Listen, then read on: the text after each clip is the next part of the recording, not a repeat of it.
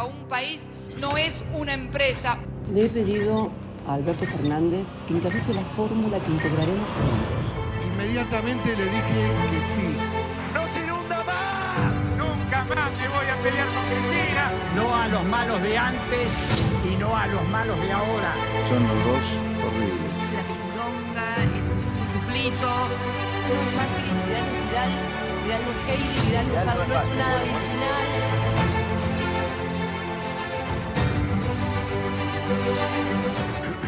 48 horas intensas en la Argentina. Creo que se trata de un fenómeno único, inédito en el mundo en este momento, con las grandes o pequeñas movilizaciones. Voy a comenzar con las pequeñas.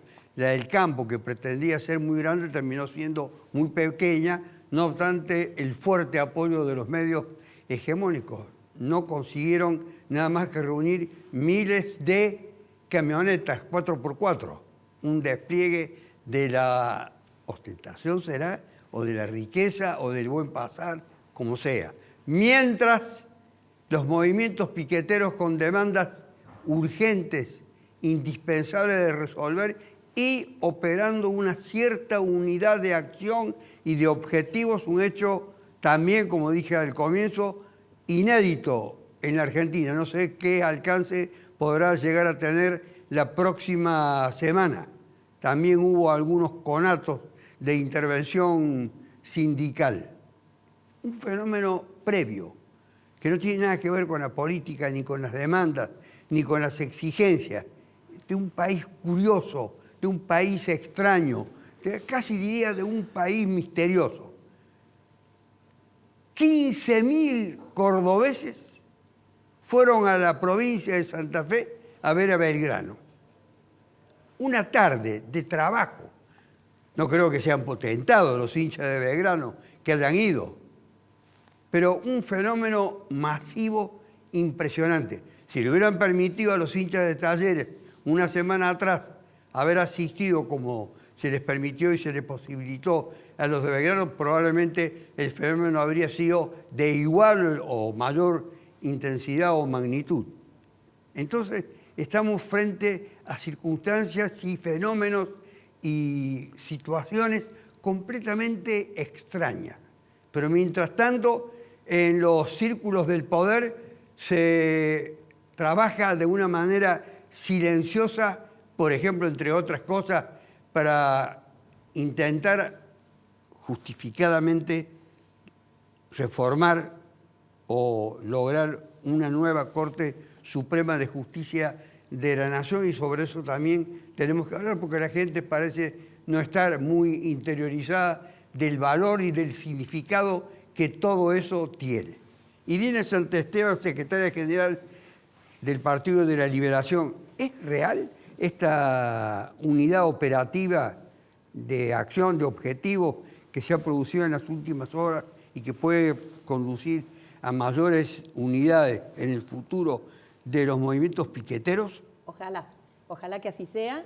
Si bien obviamente hay diferencias entre lo que es la unidad piquetera, entre lo que son los movimientos sociales que por ahí son más afines al gobierno, pero la gravedad de la situación, usted hablaba recién de un país misterioso, yo diría que este es un país profundamente desigual, un país donde se exportan y se producen granos, se producen alimentos para 400 millones de personas y resulta que tenemos a nuestra niñez con hambre. Entonces, nos parece que esta unidad de acción que se ha visto, que parece que se va a ver entre los movimientos sociales, los movimientos piqueteros, y a los que yo, que vengo de la rama sindical, exhorto y convoco a que las dirigencias sindicales, las centrales obreras, que están lamentablemente muy calladas y muy quietas, a pesar de que hoy tenemos trabajadores, incluso trabajadores y trabajadoras registrados en la pobreza, por debajo de la línea de pobreza. Entonces está más que justificado que se salga a la calle por esos legítimos reclamos. En esa breve introducción que hice, omití, pero no fue deliberado, lo omití,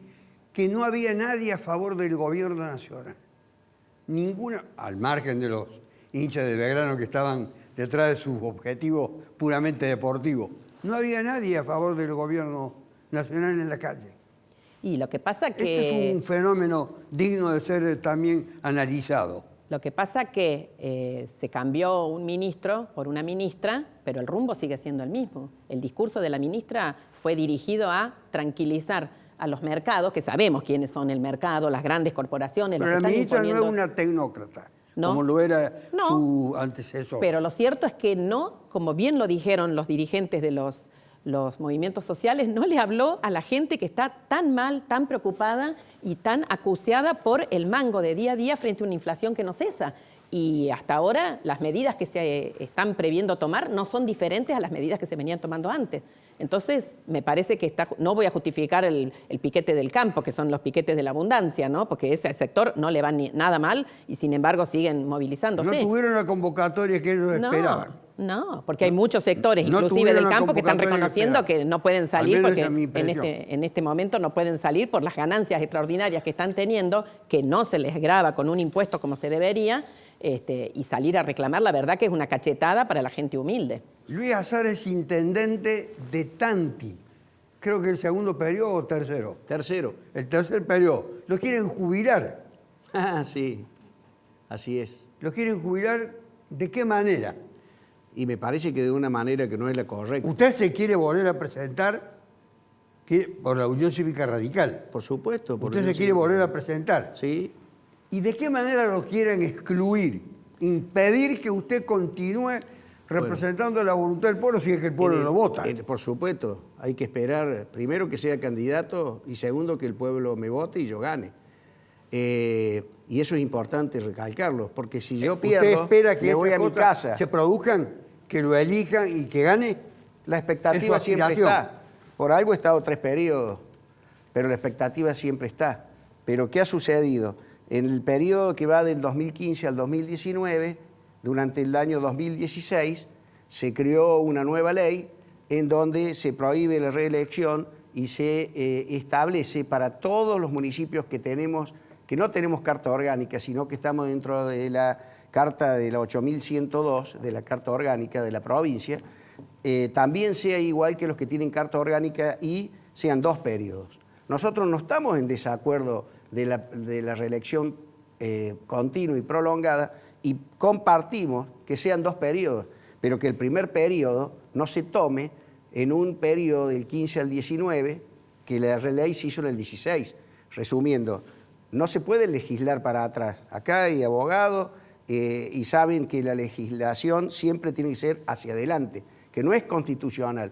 Entonces, ¿qué pedimos nosotros? Acá hay un abogado altamente capacitado para el tema. Y bueno, yo no soy abogado, soy veterinario, pero algo he leído. Pero no es un problema, quizás no sea un problema estrictamente legal. En el fondo es un problema esencialmente político. Es político, pero también raza en lo legal, porque no se puede legislar para atrás. Y nosotros lo único que pedimos es que se trate el artículo 7, que se modifique el artículo 7, que el primer periodo sea el que estamos transcurriendo, el 19 al 23, y que nos dé la oportunidad de tener la posibilidad de presentarnos una vez más durante el periodo 23 al 27. Y como le digo a Iraverian, ¿Esa sería la última? sería la última. Nosotros somos candidatos, vamos a una elección junto con otros candidatos y si perdemos nos vamos a nuestra casa. No como hacen muchos legisladores y que van en una lista, entonces, y que si pierden siguen en su cargo. Caso de diputados que se han presentado para senadores en la elección de medio término y han perdido y han seguido de diputados.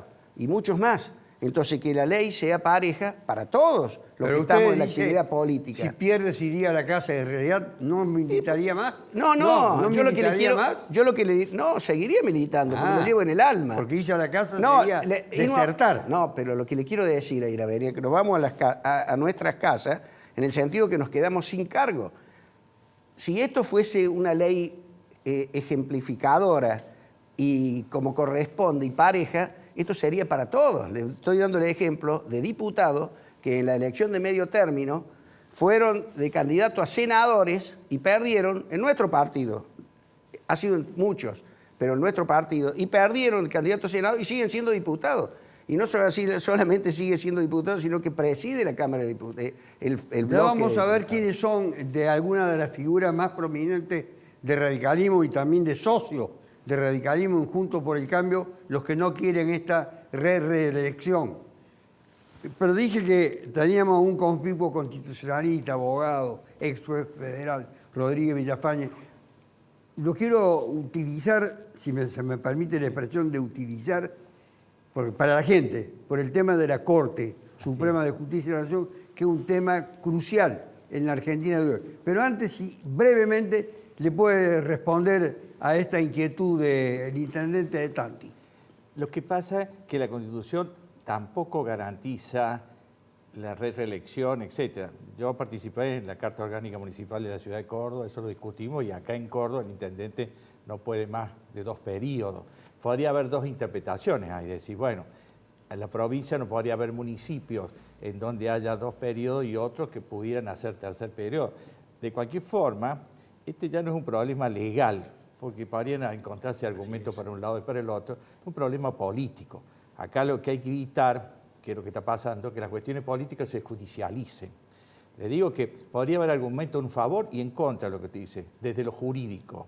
De cualquier forma, uno podría decir, bueno, en la misma provincia no podría haber intendentes que porque tienen carta orgánica puedan nada más que 2 veces y otros con esta modalidad que se ha usado. En el caso de la reforma de Menem también sucedió que no valía la que tenían antes. Pero estamos dentro de lo opinable en lo político, porque jurídicamente no está claro que deba haber una posición u otra. Le digo porque este es un tema que pasa un poco lo que dice acá Carlos, ¿no? Estamos viviendo una anomia falta de norma. Entonces, ¿vale todo o no vale nada? Y fundamentalmente se hace aparecer que la única solución es un poder judicial en el cual nadie cree. El tema de la Corte en este momento... Y hablando del Poder Judicial en el que nadie cree, ahí lo quiero llevar. Sí. Voy a dejar la reelección ahora, la voy a dejar. Y bueno, usted tiene una continua actividad en torno a la cuestión de la Corte. Exactamente, porque nosotros tenemos que saber... Los ciudadanos no le prestan mucha atención al tema de la Corte y la importancia que tiene. Pero tienen que verlo, fíjese. Primero, en este momento, para que ustedes tengan una idea del ciudadano común, se dictó el decreto 6... Todos somos ciudadanos comunes. No, por eso le digo, y me incluyo, porque yo también opero como ciudadano, no tengo ningún cargo, no tengo nada.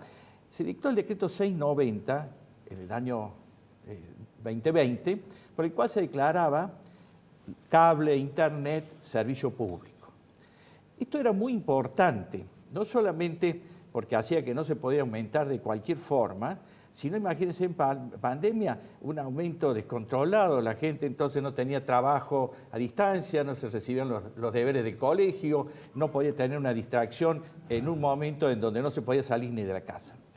Grandes grupos, entre ellos el grupo Clarín, particularmente Telecom, para obviar otros planteos, plantearon la suspensión de esa norma en Buenos Aires, y la Justicia de Contencioso Administrativo de la Capital Federal dictó una medida cautelar que no se le aplique. Eso trajo, por ejemplo, que hace 2 años se había autorizado solo el aumento del 8%, ellos aumentaron el 20%. Pero lo grave es que esto se apeló por el Estado Nacional a la Corte, y la Corte no lo ha resuelto todavía. Usted sabe que la forma de resolver no, o es por el 280 o por nada, con el agravante, y ahí está la demostración de que no tenemos poder judicial, es que la Defensoría del Público, que en buena hora fue y está en este momento en la Comisión de Derechos Humanos de las Naciones Unidas, planteando que la medida del presidente se corresponde con los derechos humanos. Imagínense, tenemos que ir a las Naciones Unidas para que nos den la razón a nosotros, porque nuestra Corte no está resolviendo conforme a las necesidades en derecho.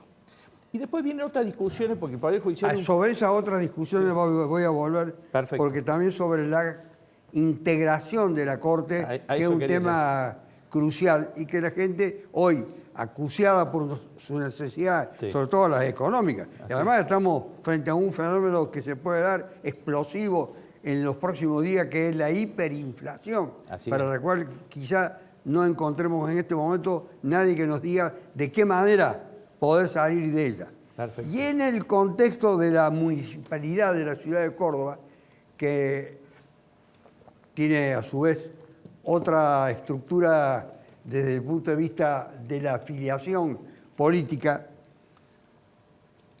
Marco Baje, que es el presidente del bloque de Hacemos por Córdoba, el bloque mayoritario que gobierna la municipalidad de la ciudad de Córdoba, está en un emprendimiento que tiene por lo menos una pata fundamental, además de la administración de la ciudad, que es llevar al intendente de Córdoba como candidato a gobernador de la provincia de Córdoba.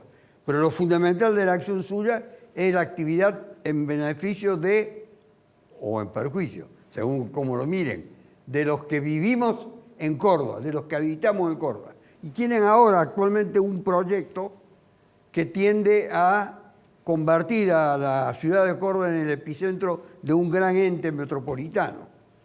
Así es, bueno, muchísimas gracias. La verdad que es un gran proyecto que hace años viene inconcluso en nuestra ciudad, tratar de manera conjunta con el resto de los municipios que hacen el Gran Córdoba, que nos permitan un ordenamiento, que nos permitan construir políticas públicas en beneficio no solamente de los vecinos de la capital, sino del interior más cercano. Todas las localidades, muchas de ellas denominadas ciudades dormitorio, que tienen su vida diaria en nuestra ciudad capital, con ellos tenemos que discutir políticas, con ellos tenemos que acordar acciones para mejorar accesibilidad, para mejorar muchas instancias que hacen a la vida de nuestros ciudadanos, no solamente en la capital, sino en todo el Gran Córdoba. ¿Cuántos son los entes municipales, ya sea comuna, intendencia, que conforman este universo de acción conjunta en beneficio de una gran población, que es la que rodea a la de la ciudad de Córdoba? Hoy entiendo que han firmado junto a nuestro intendente 9 localidades de variedad política, digamos, son de distintos signos políticos a los nuestros, con esta intención de empezar a discutir, de empezar a ordenarnos de alguna manera, porque bueno, nosotros no pretendemos llegar en un futuro no muy lejano a lo que es el conurbano bonaerense, que no tiene un ordenamiento, que se convirtió en algo bastante caótico. La instancia es empezar a ordenarnos, a discutir esas políticas que nos generen un futuro y un orden posible para convivir. Ustedes tienen una situación política muy curiosa, porque siendo de filiación peronista, podríamos llamarla así, Hacemos por Córdoba en realidad una alianza de distintos signos, pero donde prevalece el peronismo. Pero están aislados del gobierno nacional y mantienen una cierta unidad con el gobierno de la provincia de Córdoba. Ya voy a ver más adelante cuál va a ser la posibilidad de que ustedes le brindan a los cordobeses de alinearse o no con políticas que tienden a que Córdoba tenga algún tipo de incidencia en el orden nacional. Porque no sabemos, en una palabra lo podría decir ahora porque voy a volver sobre el punto qué es lo que le interesa a los cordobeses. Nosotros pretendemos políticamente trasvasar la grieta, pretendemos militar y trabajar para los vecinos, militar políticas de Estado en beneficio de todos. No podemos seguir con esta grieta que hace tanto tiempo nos está trayendo. ¿Es un optimista acerca de que se puede superar la grieta? Sí. Porque parece haberse acentuado en las últimas horas mucho más que antes. Es así. Tenemos mucho optimismo en que lo podemos hacer. ¿Con quién a la cabeza? Con nuestro gobernador y con nuestro intendente. ¿Juntos los dos? Así es. Porque el periodo de gobernador termina. El periodo como gobernador se termina, pero es un dirigente muy importante para el interior del país y nosotros entendemos que el interior tiene que empezar a tener un peso más importante en este pseudo federalismo en el cual hoy nos estamos manejando. Hace mucho que este es un país unitario, ¿eh? Hace mucho. Irina, yo le podría preguntar al... Usted pregunte lo que quieran, porque todos pueden preguntar acá, ¿eh? No necesitan de ¿Por qué en la ciudad de intervención. Córdoba tenemos un transporte público tan desastroso, tan malo y tan caro que sale 70 pesos? Y no me hable de los subsidios, porque acá hay empresas de transporte que evidentemente ganan dinero. Bien, lamentablemente si me limita, digamos, en la respuesta ya anticipadamente, lamentablemente los subsidios existen, desiguales, porque a la Reta también le dan y a Provincia de Buenos Aires también le dan y a nosotros nos dan muchísimo menos. Entonces, partamos de una desigualdad. Paga el pato del ciudadano y la ciudadana. Sí, sí, pero digamos, hay una desigualdad supina hacia el interior del país, este federalismo que no se cumple o inverso, digamos que nosotros tributamos para que en Buenos Aires y en Capital Federal puedan vivir mejor. nosotros estamos llevando adelante una transformación del transporte urbano de pasajeros. La empresa municipal TAMSE, habrán visto la flota cómo ha mejorado, la calidad en el viaje de nuestros vecinos. Eso Pero las es lo que frecuencias nosotros... no han, le digo porque yo tomo ómnibus y las frecuencias no han mejorado y yo digo, no sé, por ahí se puede gastar menos en publicidad y más en aliviarle el bolsillo a la gente, ¿no? Que tiene que pagar 70 pesos un boleto. Para una familia eso es impagable. Estamos, digamos, en sintonía con las principales ciudades del interior, Rosario, Santa Fe, Mendoza, Córdoba capital. Pagamos exactamente el mismo boleto, siendo nosotros que tenemos un radio de nuestra ciudad de 57 kilómetros cuadrados. Ni la mitad de eso tiene Rosario o Santa Fe. Aún así, nosotros pagamos exactamente el mismo boleto. Tenemos que empezar a hablar de un federalismo desde el interior, tenemos que empezar a discutir de otra manera y por supuesto que nosotros en 2 años y medio de gestión no vamos a poder resolver de fondo absolutamente todos los problemas que acarreaba esta ciudad, pero estamos poniendo absolutamente todo para levantarla. Reinstalarla nuevamente en el escenario nacional, porque la próxima semana hay una... No la quiero sacar el tema municipal. No, es que me como interesan usuaria del sistema de transporte, ni mucho menos. No quiero mutilar ahí lo que piense. Y la probabilidad que le brinda o no de tener un mejor acceso al sistema de transporte, ¿no? Claro. Pero creo que el otro tema es un tema sobre el cual comenzamos, que es un tema vital, Sí. por la movilización que se viene la próxima semana. Sí, sí, así es. Obviamente nosotros desde el PL apoyamos y participamos de esas movilizaciones, nos parece fundamental y reitero, tendrían que estar los movimientos, el movimiento obrero organizado, las centrales obreras, algunos de los dirigentes incluso cercanos al Parece gobierno. que los movimientos obreros, parte del movimiento obrero va a ir por su cuenta. Sí, sí, aparentemente eso han dicho. El tema que usted planteaba, que es la cuestión central que preocupa a todas las familias argentinas, es la inflación. Y la inflación, la verdad que no es que tiene muchas causas, pero hay una causa principal que son las empresas monopólicas formadoras de precios, que no son tantas y se sabe cuáles son. Nosotros acá en la provincia tenemos Arcor, tenemos Aceitera General Dehesa. ¿Cómo puede ser que falte el aceite o que sea tan caro el aceite en Córdoba cuando se produce acá en esta provincia? Y sabemos por dónde se va. Entonces, nos parece que si no tenemos un Estado que tome en sus manos el control de los recursos naturales, el control de la producción, y eso significa nacionalizar muchas cosas. Yo sé que a muchos les va a espantar porque todo lo que tenga olor a Estado pareciera que fuera olor a corrupción. Nosotros decimos, obviamente tiene que ser un Estado manejado por gente honesta, no por gente corrupta, pero las empresas privadas, las empresas monopólicas, lo que están haciendo es una carrera tan cruel de los precios que hacen que la gente realmente no tenga la comida entonces, en su mesa. Pero, por ejemplo, del capitalismo. Exactamente, tenemos la famosa vía navegable del Paraná, por donde sale el 80% de la producción argentina de granos, de industria, y que está en manos de las mismas empresas que tienen los puertos, de las mismas empresas que son agroexportadoras y que son las que tienen los dólares y que hacen la bicicleta financiera para comprar el dólar al precio oficial y después venderlo o lucrar con el dólar ilegal, digamos, porque el dólar blue es ilegal. Entonces nosotros lo que creemos es que el gobierno debería nacionalizar el comercio exterior, que no es ninguna medida para asustarse comunista, ya se ha hecho en este país, y sobre todo nacionalizar el comercio en el río Paraná, que es por donde se va, todo el mundo sabe que se evaden millones de dólares, tanto que se hablan de los dólares, se evaden millones de dólares por el río Paraná, porque las empresas declaran cualquier cosa en esas declaraciones juradas y resulta que después exportan muchísimo más de lo que declaran. Hacer no es derivado de documentos, ni de pronunciamientos, ni de manifestaciones explícitas, que hay un grupo importante de dirigentes de radicalismo, concretamente, ya no hablo de todo junto por el cambio, del radicalismo, que se oponen a este propósito que usted, entre otros, tienen de presentarse a las elecciones. Sí, efectivamente. Se están oponiendo los 8 legisladores de la Unión Cívica Radical, no los de Cambiemos, sino los de la Unión Cívica Radical. Hay 2 bloques. Hay 2 bloques. El del PRO, en realidad, no hay problema, lo apoyaría, pero los que se oponen son los 8 legisladores de la Unión Cívica Radical. Es decir, sus correligionarios. No, no solamente nuestros correligionarios, sino los que han llegado a ese puesto a través de los votos que hemos juntado cada uno de los intendentes. Porque no hay que dejar bien en claro a Iraverian. Los legisladores están en una lista sábana y los que juntamos los votos somos cada uno de los intendentes. Esto es territorial, pura, única y exclusivamente. Porque esto, no crean ustedes que los legisladores que entran en una lista, supóngase un legislador de Río Cuarto, va Tanti, no va nadie a verlo.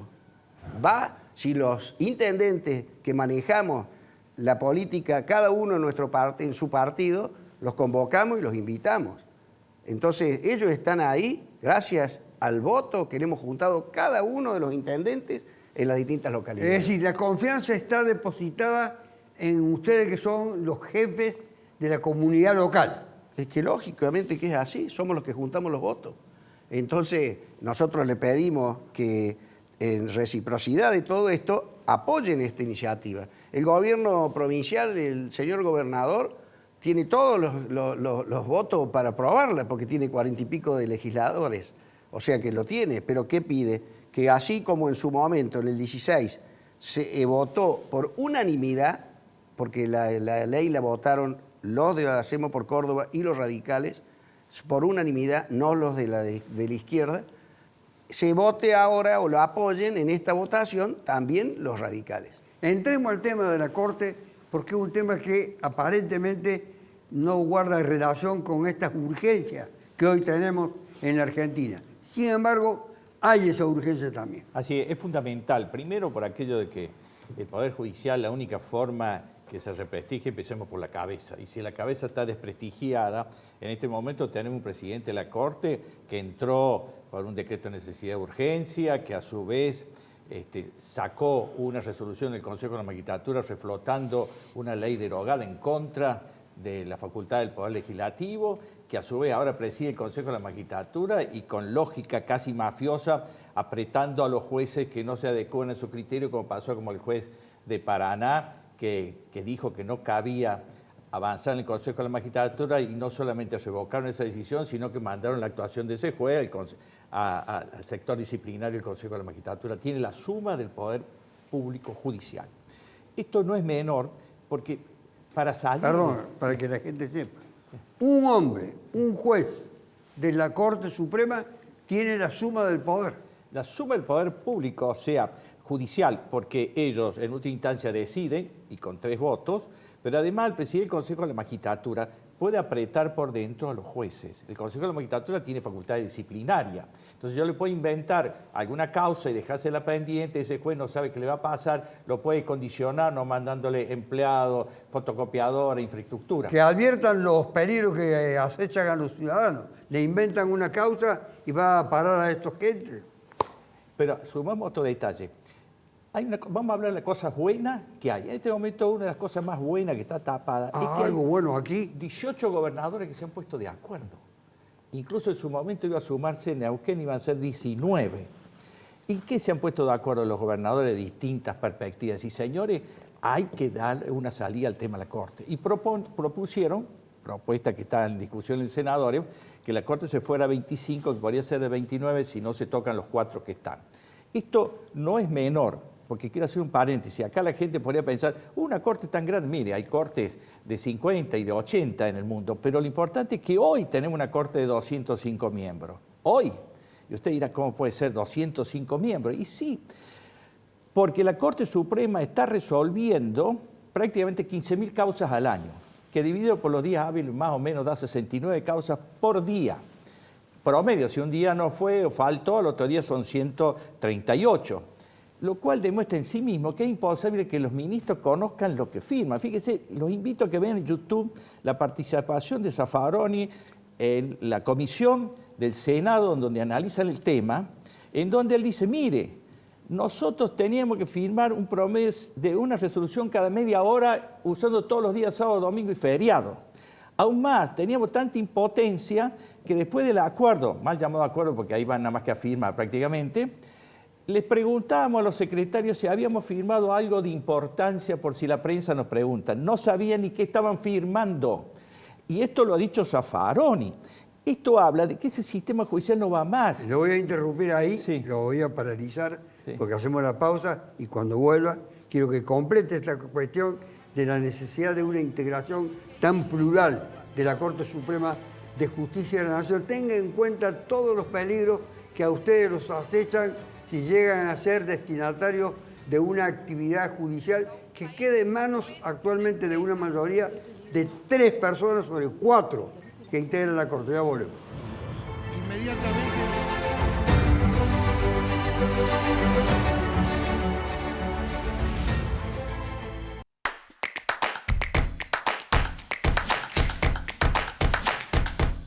Nunca más me voy a pelear con Cristina. No a los malos de antes. El proyecto de 25 miembros de la Corte Suprema. Usted dijo que hay en otros países cortes con mucha mayor cantidad de miembros. Miembros, sí.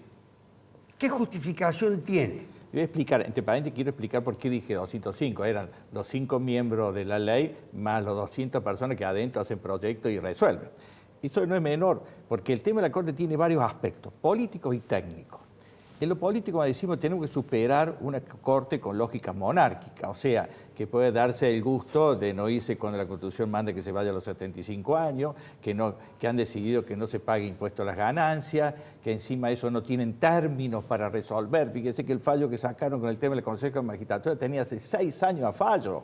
Y a su vez pueden resolver sin dar razones como el artículo 280. Fíjese que el presidente de la Corte vino a Córdoba a inaugurar el año judicial y los amonestó a todos los jueces que deben fundar sus resoluciones, cosa que nadie puede discutir, que la Constitución misma de Córdoba lo obliga. Pero la Corte es el único tribunal que puede resolver cuando se da la gana y no dar fundamento a lo que decide. Y la ciudadanía tiene derecho a saber por qué sí o por qué no. ¿Por qué es importante lo de los gobernadores? En lo político, porque si nosotros se hace una mayoría crítica, podemos destrabar este problema que estamos viviendo entre oficialismo y oposición, que son coaliciones, no se sabe con quién se negocia, qué está pasando, para poder pasar el Senado. Lamentablemente Rodríguez Sano, los otros días, medio que se echó atrás, San Luis, y pasar a diputado y garantizar a su vez el acuerdo en el Senado, porque en este momento no tenemos instituciones básicas. Fíjese, la Corte tiene un problema tremendo de género porque no tiene mujeres después de la renuncia de Hayton de Nolasco. Sin embargo, no se ha propuesto ninguna, incluso violando el decreto 222 que dice que cuando hay una vacante hay que hacer la propuesta dentro de los 30 días.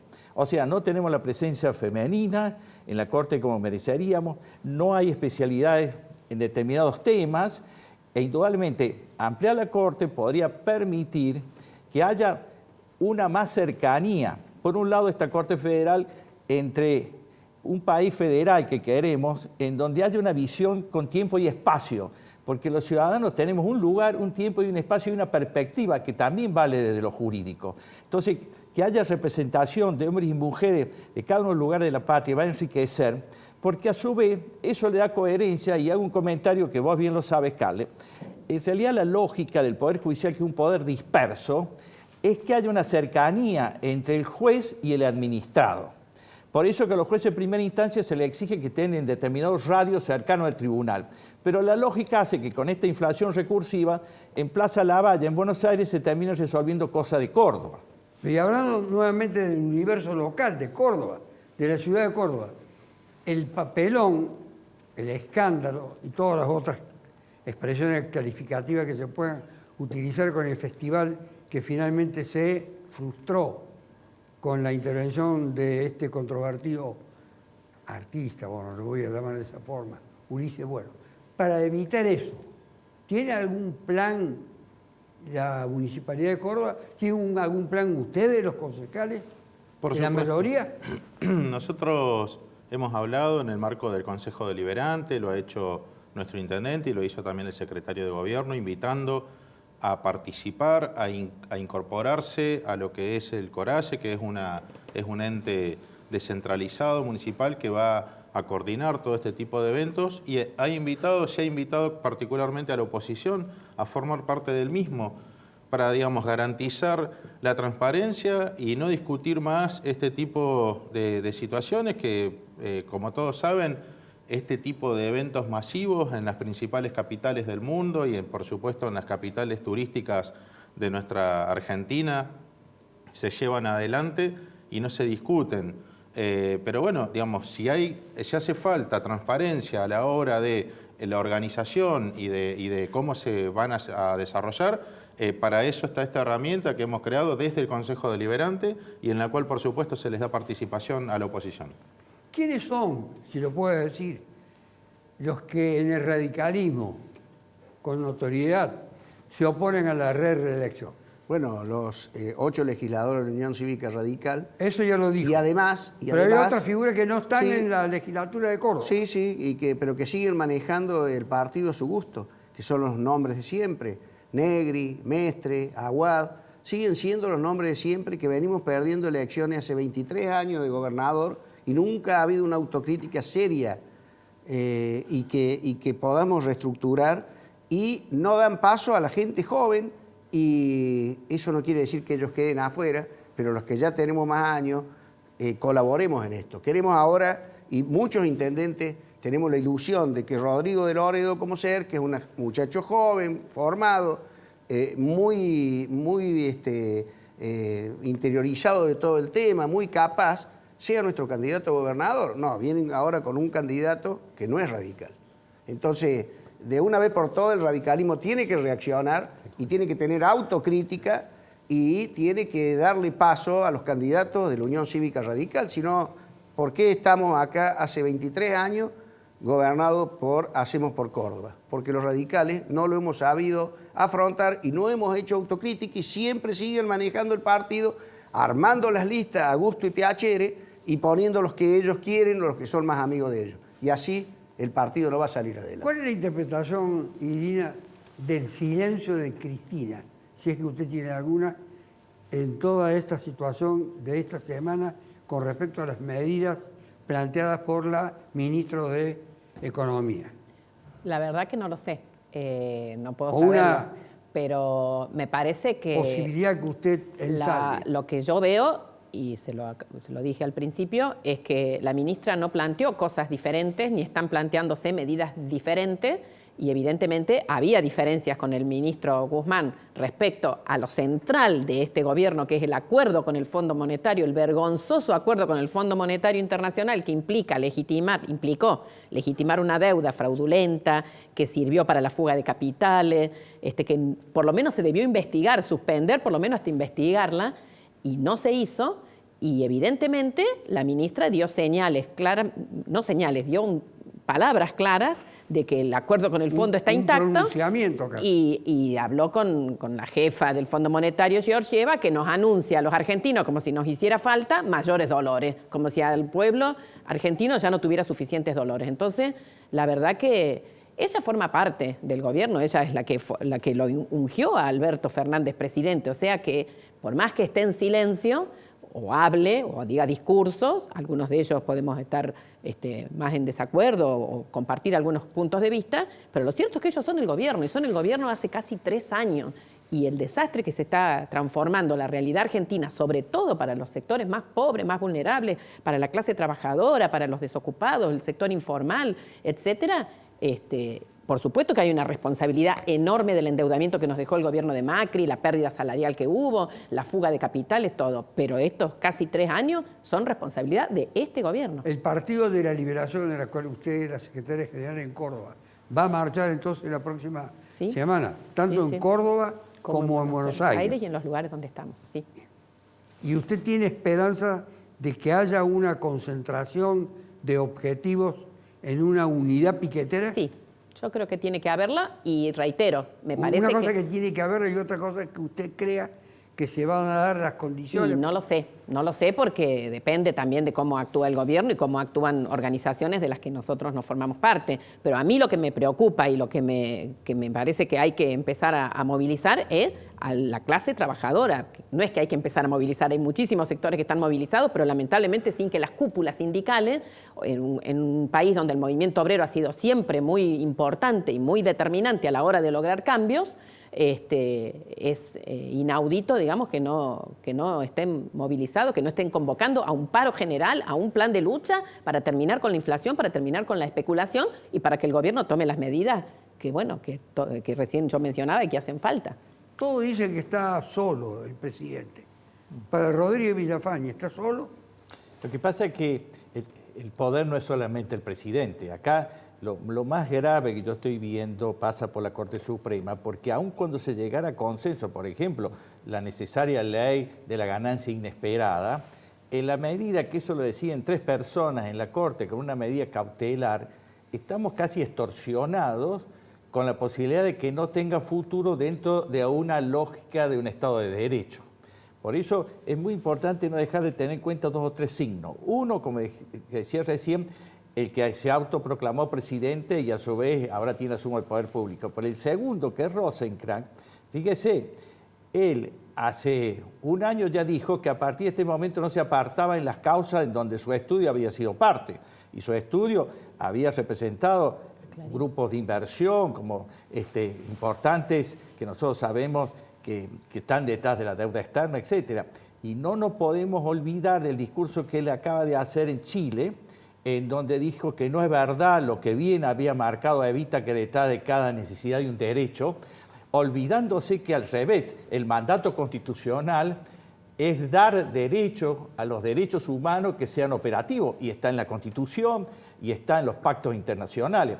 Si esa va a ser la interpretación de la Corte, es de un peligro supino. Por eso venimos diciendo que los 4 integrantes de la Corte se tienen que ir con urgencia, ¿no?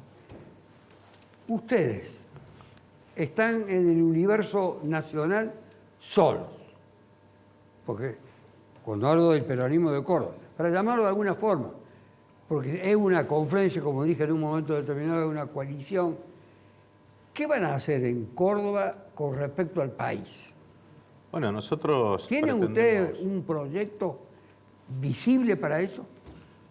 Nosotros pretendemos desde el interior del interior, que es la provincia de Córdoba, donde tenemos un gobernador que, atravesando esta tormenta que estamos viviendo hoy todos los argentinos, a pesar de esa tormenta, a pesar de la desigualdad, tenemos un modelo que creemos y entendemos que es el que le sirve al país, que es un modelo que trasciende totalmente la grieta, que entendemos que es un modelo que genera empleo. Nosotros en nuestra provincia, más allá de esta situación coyuntural que vive todo el país, no ha parado, sigue creciendo. Nosotros apostamos al turismo, apostamos a la industrialización.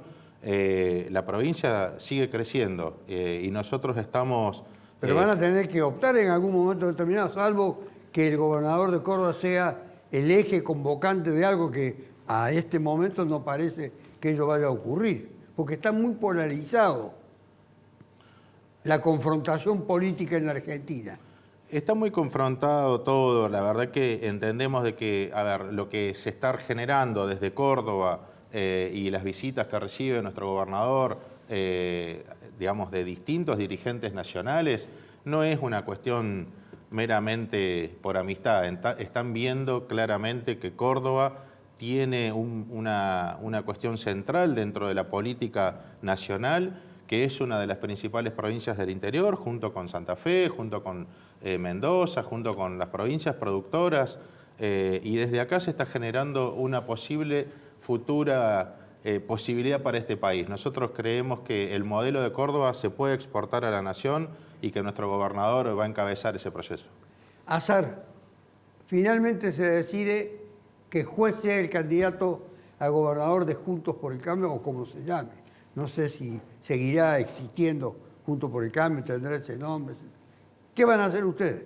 Bueno, usted ha hecho ya una opción acá pública por De Loredo, ponderando las virtudes de la juventud y de la preparación. Hay muchos intendentes del radicalismo que no estamos de acuerdo y tenemos un arma que cada municipio puede poner la fecha de elección y no ir con el candidato gobernador del partido o de lo que hayan puesto. Entonces, eso lo dependerá de la opinión de cada uno de los colegas y de los intendentes radicales. Nosotros, si vemos que no hay apoyo en esta cuestión también del cambio del artículo 7 de la ley, también nosotros vamos a tomar nuestra posición cuando llegue el momento de trabajar para nuestro gobernador, nuestro candidato, dependiendo quién sea. Ahí quedó como una especie de lapsus, nuestro gobernador, porque algunos dicen que ustedes trabajarían para el gobernador Schiaretti, ya no gobernador, sino el proyecto que éste impulse. No, bueno, algunos hablan de todo, pero a ver, que Schiaretti si va de candidato a presidente, no a gobernador. O sea, son dos cargos totalmente distintos. Eso yo todavía no sé qué decisión ha tomado el gobernador Schiaretti. Le reitero que nosotros, casi todos los intendentes radicales, tenemos un trato muy bueno con el gobierno del gobernador y eso nos implica que nosotros trabajemos para el gobernador. Terminamos el programa. Quiero saber una cosa. Estamos en un proceso virtualmente electoral, pese a la intensidad de la crisis, que no hace pensar a otros nada más que en las cuestiones, a la mayoría en realidad, de las cuestiones económicas, de la subsistencia y de las necesidades insatisfechas, pero se piensa en términos políticos. ¿Ustedes tienen pensado un diseño para el futuro electoral? La verdad que nosotros pensamos que no está, no sé, 1 año y medio de las elecciones. Nos parece que lo más importante hoy es pensar en los problemas cotidianos y urgentes que tiene la gente. Y en ese marco me gustaría decirle acá al compañero que recién habló que Córdoba no puede ser modelo de nada, porque en Córdoba la pobreza es enorme, porque la desigualdad es enorme. Tenemos grandes monopolios como Arcor, como Aceitera General Dehesa, que se llenan los bolsillos con la producción y la gente no tiene acceso a los alimentos básicos. Y ni hablemos, porque se determina el programa, del medio ambiente, con el ecocidio que está sucediendo en Córdoba, con los incendios, los emprendimientos inmobiliarios, lo que está pasando con el monte nativo, con las autovías. La verdad que yo creo que, con todo respeto, Córdoba no puede ser modelo de nada. Como habrán advertido, son opciones completamente diferentes, intereses también, no digo antagónicos, pero ponen el énfasis cada uno en sus respectivas posturas. La del que conduce el programa no importa y no interesa para nada. Yo me estaría acercando bastante a la posición de Irina, en cuanto que no es el momento de estar pensando en elecciones, porque los acontecimientos socioeconómicos son realmente brutales. Hasta la próxima. Fernández, que encabece la fórmula que integraremos pronto. Inmediatamente le dije que sí.